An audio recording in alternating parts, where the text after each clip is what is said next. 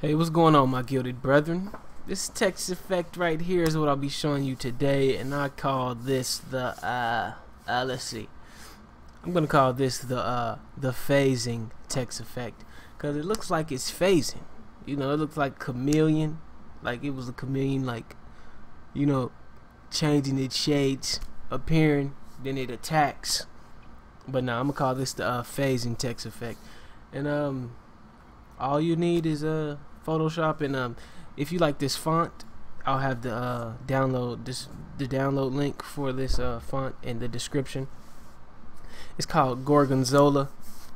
Yeah, it doesn't really matter what it's called, but yeah, this is the text effect. Let's get into this. I'm gonna open a new file. It's gonna be high def 1080p 1920 by 1080. I have it preset in here, so but that's what I'm gonna make it as. And what we're gonna do, we're gonna start off by coloring the background white. Grab the paint bucket, there we go, and grab the type tool. My font is at 50. You can set yours at whatever you'd like, and I'm typing in Gilded at 5 as always. You can type whatever you want. Oh, whoops. All caps, buddy. And I'm just gonna turn this black really quick. And what you're gonna do next is whatever you typed in, duplicate it 3 times. We need a total of 4 text layers. There we go. Alrighty. And now we're gonna go straight to the bottom. Grab the type tool, highlight it, and we're gonna change the color. And the color we're gonna change it to, the color code is E E E D E D. It's like an off-white eggshell type color. And now we're gonna go to the second layer, second text layer, and we're going to change that color also. And this color code is going to be C4 C4 C4. It's real explosive, okay? Brace yourself. And now third text layer, highlight it, and we're going to change this color code to 7A 6F 6F. Now this is a real simple text effect. I saw it. I get emails like, you know, these Black Friday deals. I got an email one time recently, and it had the coolest text effect. And, you know, I deciphered it within seconds of looking at it, and I had to bring it to the channel, man. It was just, I think it's a nice effect. But yeah, beside all that, we're gonna do is, this is the top layer, right? The black layer. We're not gonna bother that layer. What we're gonna do is go to the layer under it. Make sure the arrow tool is selected, and we're going to the D-pad. You know, the arrow keys on the it's the D-pad for gamers, but anybody who just knows keyboard, on the keyboard, we're gonna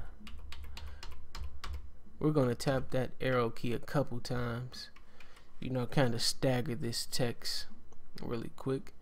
And we're gonna, do you see that? That's pretty cool right there. You know, I hit it about 7 times. I really didn't count, but it's all to what you like, your settings. My settings are different than your settings, but I hit it about 7 times. It doesn't really matter. It's all about the visual appearance anyway. So hit it until it looks right to you. And we're going to do the same thing for all the other layers also. What the heck? It's not moving. Am I hitting the wrong one? Oh, there it go. There it goes. Man, I'm over here. I'm tripping, man. And finally, the bottom one. The last layer that you can see. The least, really. Can you see it at all? You can barely see it. but you're gonna have to hit that a couple times for it to come out. Look at that. That looks crazy. It looks like you're seeing things, I swear. I'm gonna bring them all out a little bit more, just to add to, make it more dramatic, more noticeable. But hey, there's the effect right there. But if you want me to, whoa, I was experimenting. Don't ignore that. But this effect right here, this is the polished effect with several other effects added to it. I'm gonna show y'all how I did this, the reflection with the shadow. I'm gonna show you how to do that also. So what we're gonna do now is we're gonna make the shadow. Duplicate all of these layers, and then I'll hit OK. What we're gonna do is rasterize the type, then merge the layers. And now what we're gonna do, we're gonna hold Control T with our new rasterized type layer selected. Hit Control T. See this? Let's move it down a little bit. And we're going to end up moving it back up. I just wanted to show you the separate layers. And we're going to squish it. We're going to squish it. Yeah. It's squished. There it go. There it goes. I mean. And what I want you to do now is go up here to filter. And we're going to go to blur, and go to motion blur. And really you can play with this, you know, until it looks good to you. But what I did was I did the motion blur like this right now. It doesn't look like an actual shadow to me. So what I did was I transformed it. I hit Control T to bring up the transform options. What I did, I smushed it in. I made it smaller.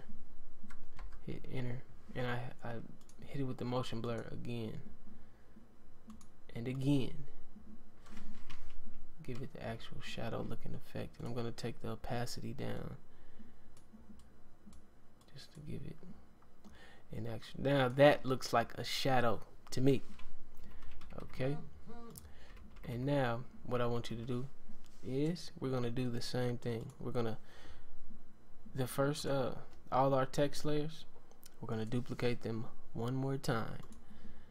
Hit OK. And this time we do the same thing. Rasterize the type and merge the layers. And this time we're gonna basically mirror this.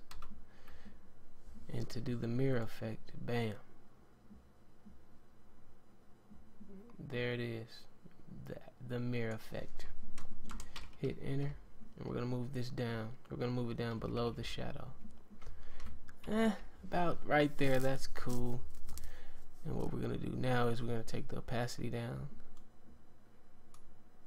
because we want it to look like an actual reflection, right? Alrighty. Let's not distort it. Let's not take it down too much. I want the effect to still be visible. What in the world? That's my cell phone. I was not passing gas, people. That was my cell phone. But yeah, back to the effect. Sorry about that. Take the opacity down about 27%. That looks cool. And what we're going to do now is we're going to select stark white. And we're going to grab the gradient tool. And with the gradient tool selected, this one right here, foreground and transparent. Hit OK, and I'm gonna go in about the middle of the page, and I'm going to hold the shift button so it'll be a straight line.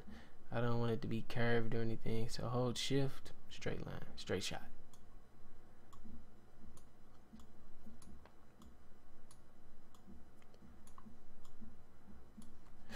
You know what? I skipped the part. I gotta go back. I'm going to hit Control Z a few times to take this gradient out of here. I skipped the part. I didn't show you all the part. Man, whoops. Okay. With the reflection layer selected, hit Control T. And what we're going to do is, oh man, it's kind of messed up now, but I'm pretty sure we can still get the same effect. Watch this. We're going to go to perspective.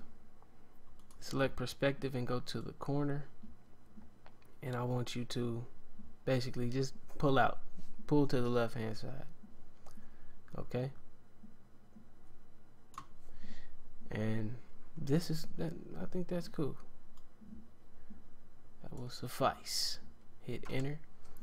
Alrighty, now gradient tool, back to gradializing this.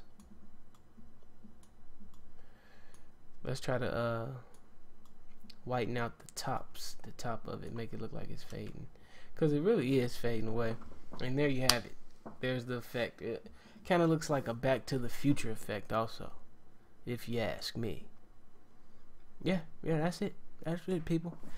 But hey, thank you all for tuning in, man. Hopefully you learned something. If you did, I'd love to see your work. Comment, subscribe, tell your buddies. Get Photoshop CS6, man. I have discounted price links in the description. But hey, thank you all for watching. Have a happy YouTubing day. Take care.